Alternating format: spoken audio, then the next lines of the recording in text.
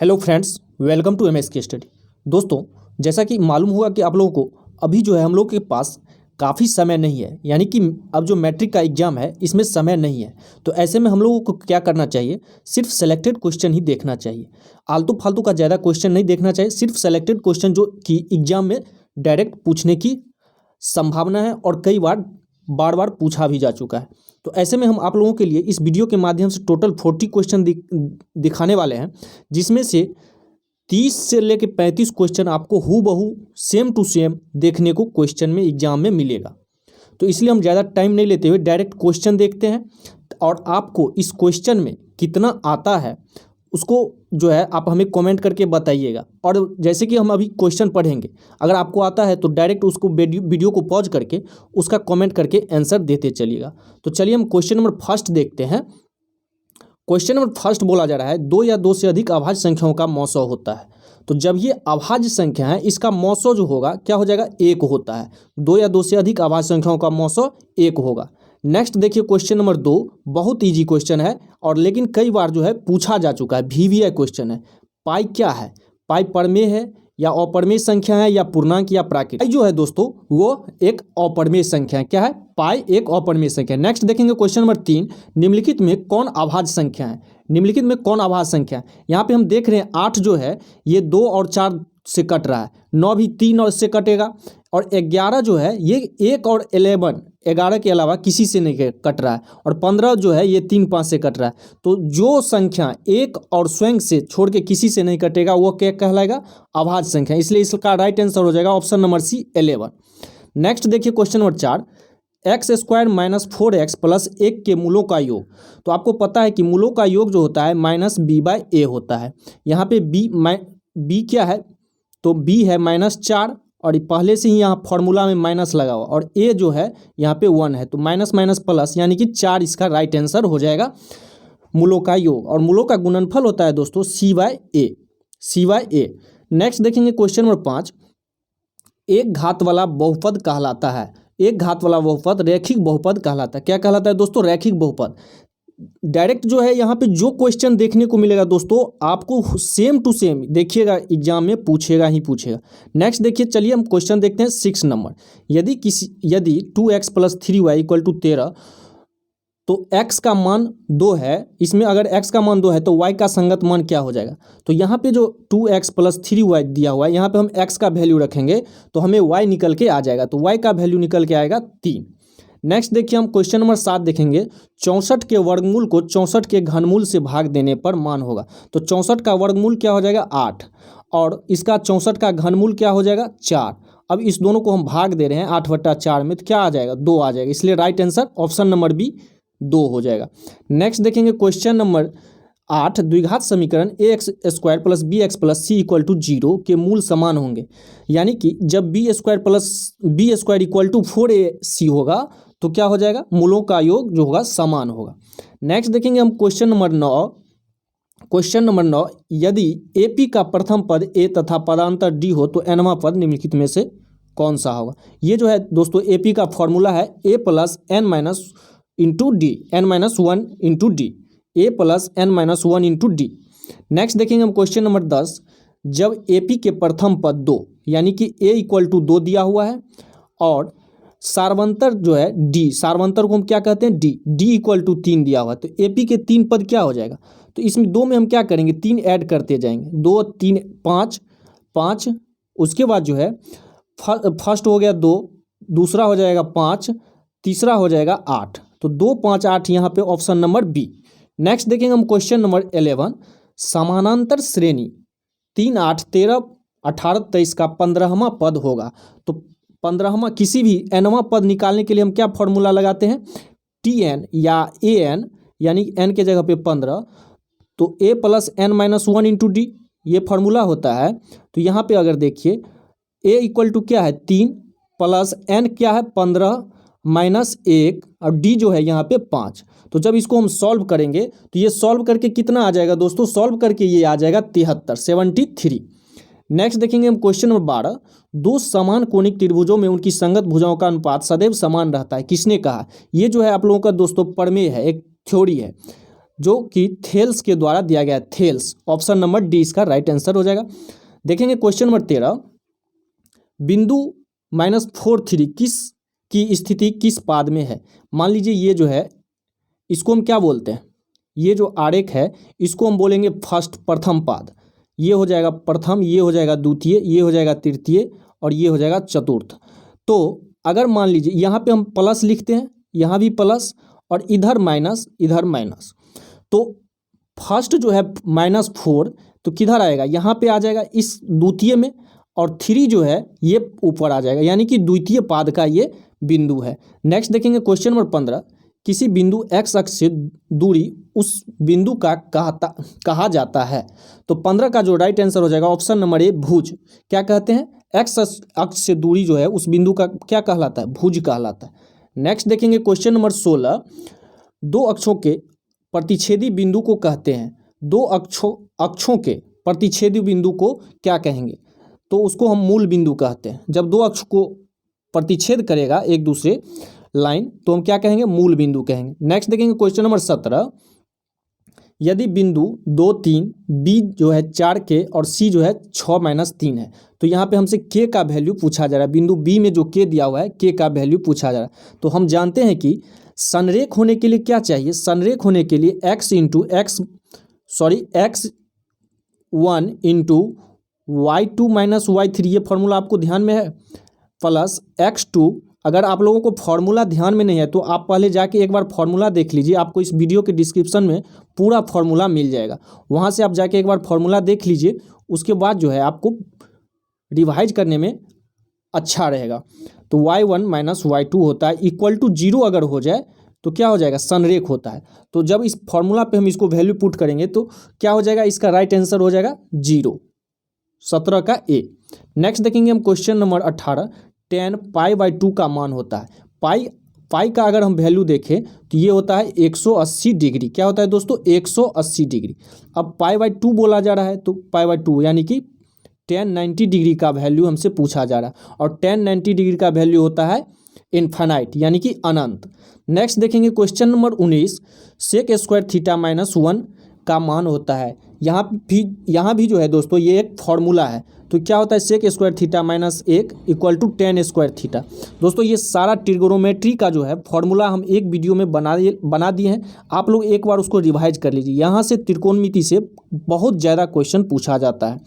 Next देखिए question number 20, निम्नलिखित में किसका मान √3/2 के बराबर है।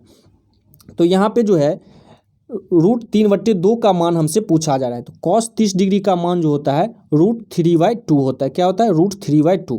और मान निकालने का जो है कैसे हम शॉर्टकट मेथड से मान निकालेंगे और हमको याद रखना है हमेशा के लिए, ये भी जो है हम एक वीडियो में बता चुके हैं। बहुत आसानी तरीका से आप समझ जाइएगा कैसे आपको हमेशा के लिए वैल्यू याद रखना है। नेक्स्ट देखिए question number 21, sin² 18 degree plus sin² 72 degree का मान होगा। तो sin² 18 डिग्री यहाँ पे हम लिखते हैं, sin² 18 degree plus sin² 72 degree को हम ऐसे लिख सकते हैं, sin² 90 - 18। अब जो है इसको हम ऐसे लिखेंगे, sin² 18 डिग्री प्लस cos², इसको तो हम cos² लिख सकते हैं, cos² 18 डिग्री। तो sin² 18 प्लस cos² 18 क्या हो जाएगा, 1 हो जाएगा, ऑप्शन नंबर बी। नेक्स्ट देखिए क्वेश्चन नंबर 22, यदि tan थीटा इक्वल टू √2 है तो cot थीटा इक्वल टू क्या हो जाएगा। तो cot थीटा इक्वल टू, अगर tan थीटा यहाँ पे √2 है यानी कि p/b होता है, परपेंडिकुलर यानी कि लंब बटा आधार, इसका वैल्यू दिया हुआ है √2 यानी कि नीचे में 1 है। तो इससे हम क्या करेंगे, इसको हम उल्टा कर देंगे। cot थीटा क्या होता है, b/p यानी कि आधार बट्टे लंब, तो 1/√2, ऑप्शन नंबर बी 1/√2। नेक्स्ट देखिए क्वेश्चन नंबर 23, वृत्त के केंद्र पर बना कोण क्या होता है। वृत्त का जो केंद्र होता है इस पे जो बनता है एंगल, ये 360 डिग्री का बनता है, चारों तरफ बन रहा है ना, तो इसलिए 360 डिग्री का। नेक्स्ट देखिए क्वेश्चन नंबर 24, वह रेखा जब एक से एक और केवल एक ही, जब रेखा एक से एक और केवल एक ही बिंदु पर मिलती है तो क्या कहलाती। तो स्पर्श रेखा कहेंगे। जब किसी वृत्त में जो है एक बिंदु पर ही मिलेगा तो क्या कहलाएगा, स्पर्श रेखा कहलाएगा। नेक्स्ट देखिए क्वेश्चन नंबर 25, 4 सेंटीमीटर त्रिज्या वाले वृत्त की दो समानांतर स्पर्श रेखाओं के बीच की दूरी होगी। देखिए एक वृत्त है, अब इसका त्रिज्या कितना दिया हुआ है, त्रिज्या अगर मान लीजिए यहाँ से ये सेंटर है तो यहाँ से त्रिज्या इसका 4 सेंटीमीटर दिया हुआ है। तो दो समानांतर स्पर्श रेखा, एक ऊपर से जा रहा है और एक नीचे से जा रहा है, तो इस दोनों के बीच की दूरी हमको पूछ रहा है। इस दोनों के बीच की दूरी क्या हो जाएगा, 4 और +4, ये जो डायमीटर होगा व्यास, यही ना इसका दूरी होगा, तो ये क्या हो जाएगा 8 सेंटीमीटर। नेक्स्ट देखिए क्वेश्चन नंबर 26, कोण थीटा वाले त्रिज्यखंड का क्षेत्रफल होता है। इसको हम ज़्यादा ऑप्शन नहीं लिए हैं, इसका डायरेक्ट फॉर्मूला होता है थीटा बट्टे 360 degree into pi R square. Theta बट्टे 360 degree into pi R square, theta का त्रिज्यखंड का क्षेत्रफल। नेक्स्ट देखिए क्वेश्चन नंबर 27, वृत्त की परिधि निम्नलिखित में से किसके बराबर है।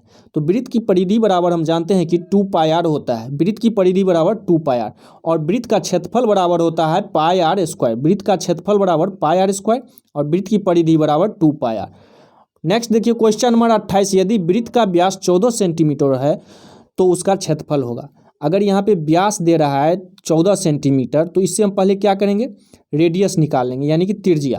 त्रिज्या क्या हो जाएगा 14/2 यानी कि 7 सेंटीमीटर, और हम जानते हैं कि वृत्त का क्षेत्रफल होता है पाई आर स्क्वायर। अब इस पे हम वैल्यू पुट करेंगे तो ये निकल के आ जाएगा 154 centimetre square, 154 centimetre square. Next देखिए क्वेश्चन नंबर 29, गोला का संपूर्ण पृष्ठ का क्षेत्रफल निम्न में कौन होगा अगर त्रिज्या आर हो। तो यहाँ पे जो है गोला का यहाँ पे गोला का हो जाएगा 4 pi R square, 4 pi R square. गोला का पूछ रहा है इसलिए 4 पाई आर स्क्वायर। इसी जगह अगर अर्धगोला का पूछ दे, क्वेश्चन नंबर 30 में देखिए, अर्धगोले का संपूर्ण सतह का क्षेत्रफल होता है 3 pi R square, 3 pi R square, option number A.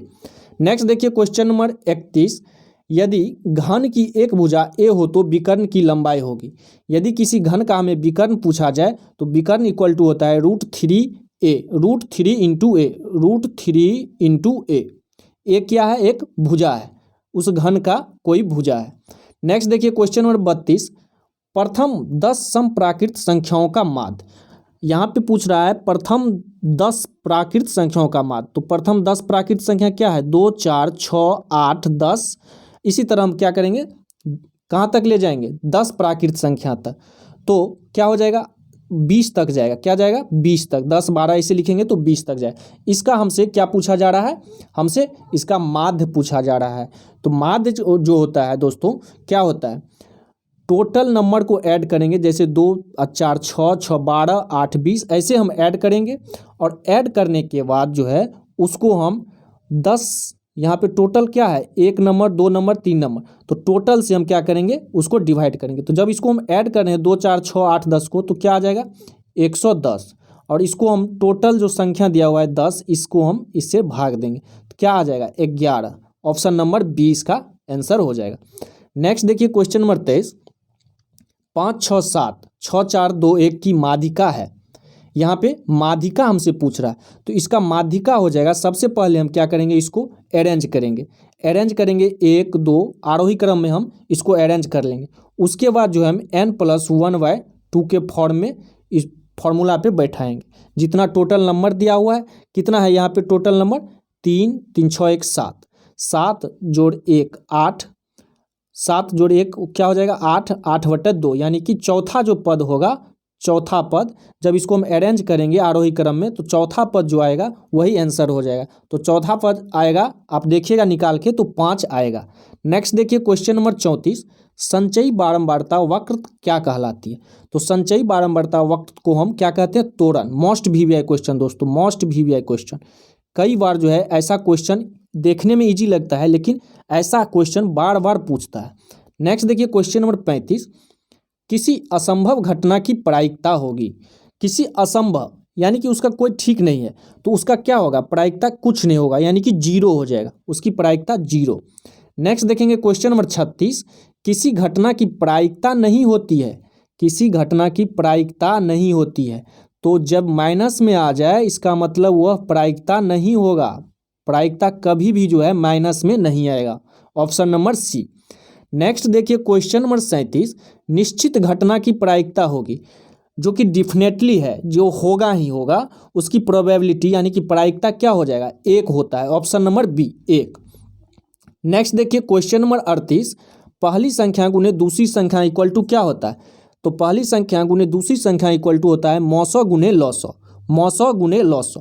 Next देखिए क्वेश्चन नंबर 39, घन का आयतन होता है, घन का आयतन क्या होता है, भुजा का क्यूब, भुजा क्यूब, भुजा को हम ए से डिनोट करते हैं, भुजा क्यूब। नेक्स्ट और आज का लास्ट क्वेश्चन है 40 नंबर, घनाभ का आयतन, घन हो गया ऊपर और घनाभ का आयतन, तो लंबाई गुने चौड़ाई गुने ऊंचाई, L into B into H. दोस्तों अगर आप चाहते हैं कि जितना भी फॉर्मूला है आपको मेरे चैनल पे प्लेलिस्ट में मिल जाएगा, उसको आप एक बार एग्जाम देने से पहले एग्जाम में जाने से पहले एक बार रिवीजन करके जाइए, काफ़ी हेल्पफुल आपको साबित होगा। तो दोस्तों उम्मीद कर रहे हैं कि ये वीडियो आपको अच्छा लगा होगा, और अगर अच्छा लगा हो तो प्लीज़ लाइक कर दीजिए, और चैनल पे पहली बार हैं तो चैनल को सब्सक्राइब कर लीजिए। फिर नेक्स्ट वीडियो अपलोड करूँगा तो आपको टाइमली मिल पाएगा।